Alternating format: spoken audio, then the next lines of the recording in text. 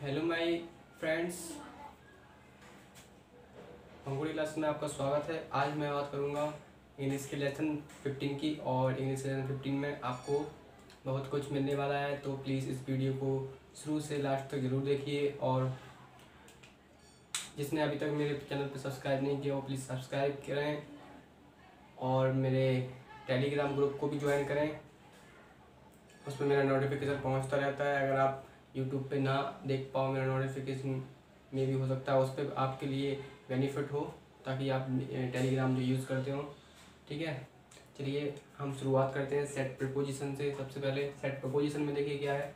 Set preposition में दिया है guess dash meanness, guess dash meanness. इधर पे क्या आएगा, इधर पे क्या आएगा दोस्तों, इधर पे क्या आएगा, इधर पे मतलब क्या है। देखिए माध्य में अनुपात लगाए, माध्य में अनुपात लगाया नहीं, माध्य होता ना, अनुपात कैसा होता है आपको पता है, 9:2। ये क्या होता है, अनुपात ही होता है ना। ठीक है, अनुपात ये होता है। ठीक है, इसको कहते हैं अनुपात, यानी इंग्लिश में कहें तो रेशियो। ठीक है, तो रेशियो कहेंगे, तो रेशियो इसको कहते हैं। तो हम इसमें लगाएंगे ऐड। ठीक है, अब हो जाएगा गैस एट मीननेस। ठीक है, नेक्स्ट हमारा है harmony dash anything. Harmony dash anything, किसी भी चीज़ के साथ, किसी भी चीज़ के साथ। ठीक है, हार्मनी डैश एनीथिंग, तो विथ आएगा यहाँ। ठीक है,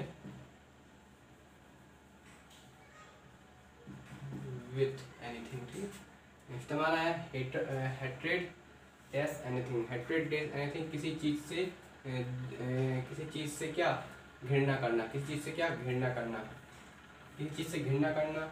तो इसका रहेगा ऑफ, किसी चीज़ से घृणा करना। नेक्स्ट हमारा heir dash somebody, sorry heir dash some property. मतलब जो प्रॉपर्टी होती है उसके लिए कुछ हायर करना, जिसे कहते हैं हम कि घोषित करना या फिर उत्तराधिकारी वगैरह। ठीक है, तो इसका रहेगा हमारा 2। नेक्स्ट है हायर डैश, ठीक है, हायर डैश समबडी,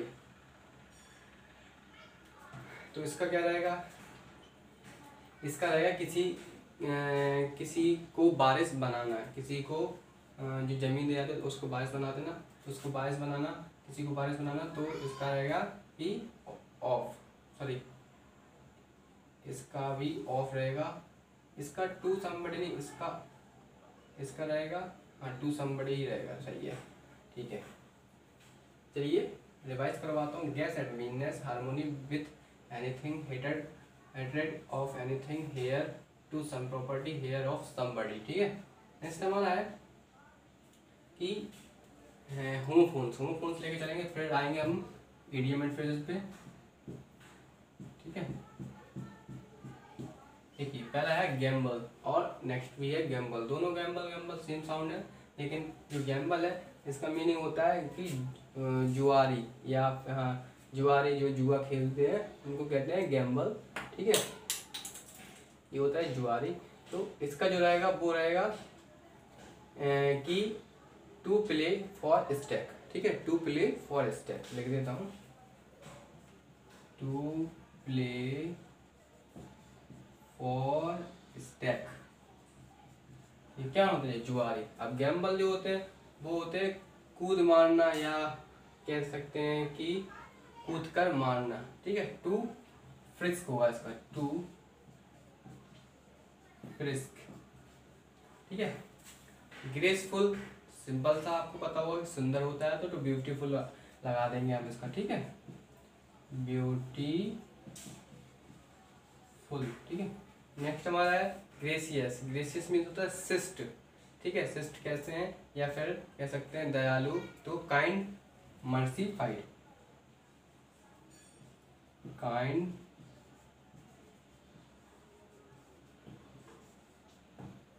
मर्सीफाइड,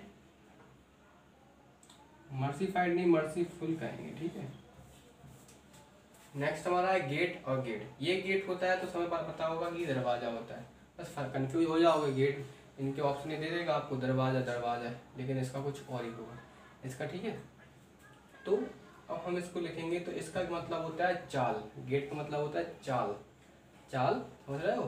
ठीक है, तो कह सकते हैं कि मूड ऑफ वॉकिंग, ठीक है, मूड ऑफ वॉकिंग। और इसका मतलब तो आपको पता है दूर है।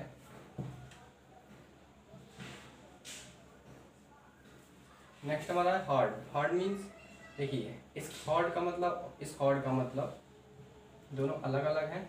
इस हॉर्ड का मतलब होता है खजाना और इस हॉर्ड का मतलब होता है भीड़। अब खजाना है तो हम इसको लिख सकते हैं मास, मास टू स्टोर, ठीक है। इस हॉर्ड का मतलब होता है भीड़, तो हम सिंपल से कह सकते हैं a gang.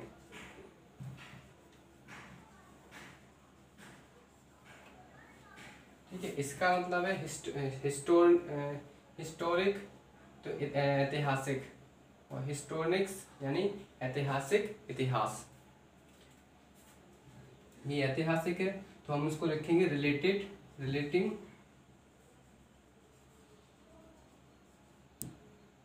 Relating to history.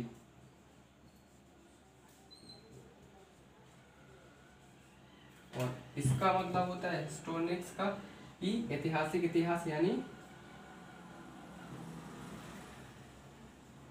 Art of acting, ठीक है। इसका मतलब होता है आर्ट ऑफ एक्टिंग। देखिए गैम्बल टू टू प्ले है ये, ठीक है, PLAY, to play, for step, gambol to frisk, graceful, beautiful, gracious, kind, merciful, gait, mode of walking, gait, दूर, hoard, mass to store, hoard, a gang, histrionic, relating to history, histrionics, art of acting. ये तो हो गया हमारे homophones और set preposition. अब हम बात करते हैं हमारे कि इडियम एंड फ्रेजेस की। इडियम एंड फ्रेजेस में देखिए क्या होगा। पहला दिया है जेंटलमैन एट लार्ज। जेंटलमैन मतलब जो जेंटलमैन उनकी बहुत ज़्यादा संख्या है, ठीक है, उस संख्या को हम उसका फ्रेजल क्या बनाएंगे, उसका जो फ्रेजल होगा वो होगा अ पर्सन हु। देखिए इसका मतलब है gentle at large. Gentle at large का मतलब होता है बड़े पैमाने पर सज्जन व्यक्ति जहाँ होते हैं, तो हम उसको कह सकते हैं कि an unreliable person, an unreliable person, ठीक है। तो इसका मतलब क्या होगा, एक अविश्वसनीय व्यक्ति, ठीक है। अब नेक्स्ट हमारा है गुड स्मार्टन। गुड स्मार्टन मीन्स तो होता है कि गुड स्मार्टन का मतलब होता है a person who help to stranger, जो मदद करता है किन की, मतलब जो अजनबियों की मदद करता है, ठीक है। तो उसको कहते हैं गुड स्मार्टन, अच्छा अच्छा होशियार, इसे अच्छा होशियार कह सकते हैं। तो आ पर्सन हु हेल्प स्ट्रेंजर, ठीक है। नेक्स्ट हमारा ग्रीन हॉर्न। ग्रीन हॉर्न हरा सींग जिसे कहते हैं। हरा सींग उसे कहते हैं जो क्या करता है, अनुभवहीन होता है, तो उसको हम कह सकते हैं इन एक्सपीरियंस। जिसको अनुभव ना हो तो उसको क्या कह सकते हैं, इन एक्सपीरियंस, इन एक्सपीरियंस,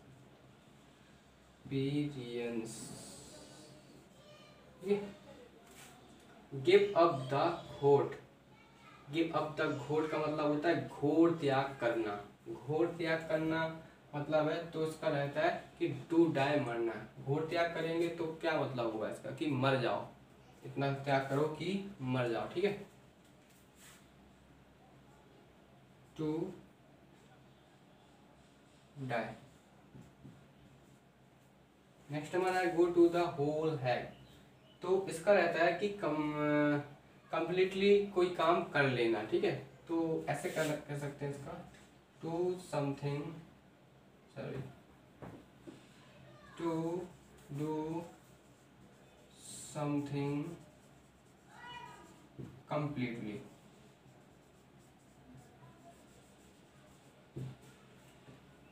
ठीक है। रिवाइज करवा देता हूँ। इडियम एंड फ्रेजेस है, gentleman at large and unreliable person, god smart and a person who help strangers, greenhorn and inexperienced, give up the god to die, go to the whole have to do something completely. ठीक है, चलिए अब बात करते हैं हम one word substitution और phrasal verb की। ठीक है,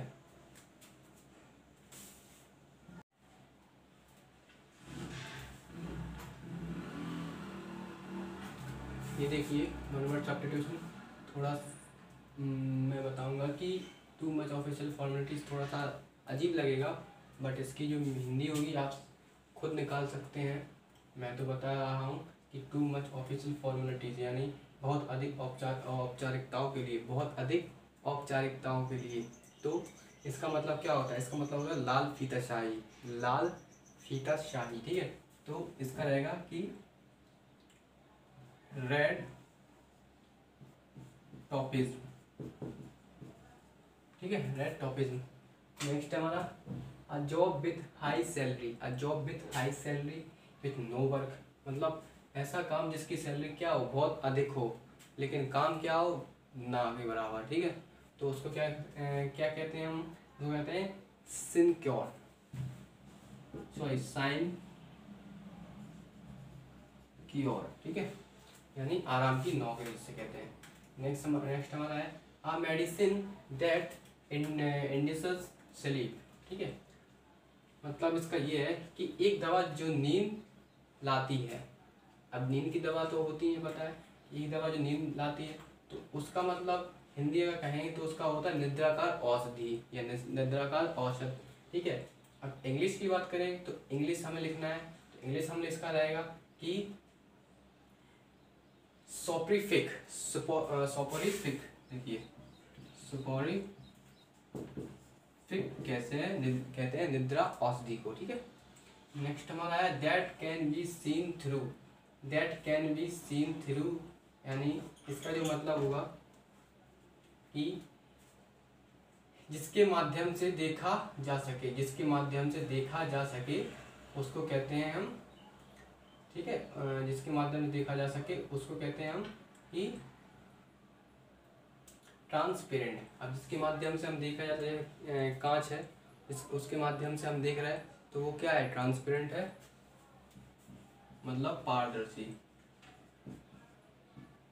ट्रांसपेरेंट।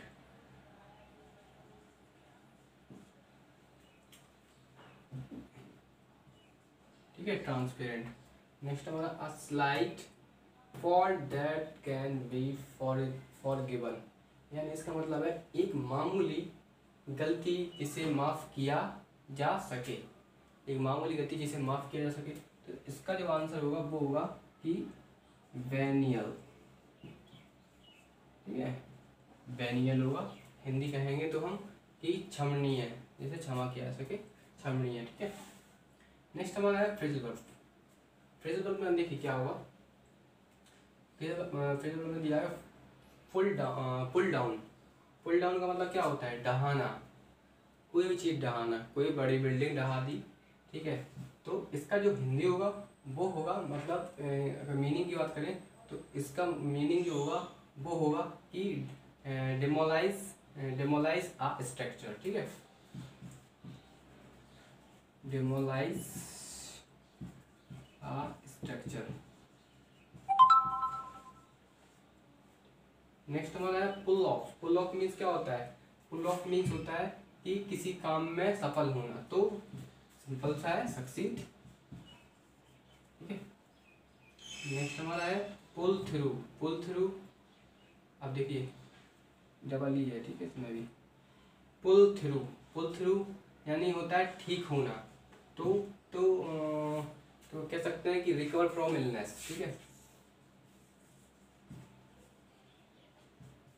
From illness. ठीक है, नेक्स्ट है हमारा pull up. Pull up means क्या होता है, रोकना, तो स्टॉप लिख देंगे सीधा से। नेक्स्ट हमारा पुल विथ, मतलब साथ साथ रहना, टू लाइफ टुगेदर। रिवाइज करवाता हूँ वर्ब सब्स्टिट्यूशन से ही। पहले लिखा है टू मच ऑफिशियल फॉर्मेलिटीज, तो इसका क्या है आंसर, रेड टॉपिज्म, ठीक है। A job with high salary with no work, तो इसका है साइंस साइनक्योर, ठीक है। नेक्स्ट हमारा a medicine that induces sleep, यानी सोपोरोफिक, ठीक है, ये दवा होती है। That can be seen through, that can be जिसके आर पार देखा जा सके, तो उसको कहते हैं transparent. A slight fault that can be forgivable, तो उसको कहते हैं वेनियल, ठीक है।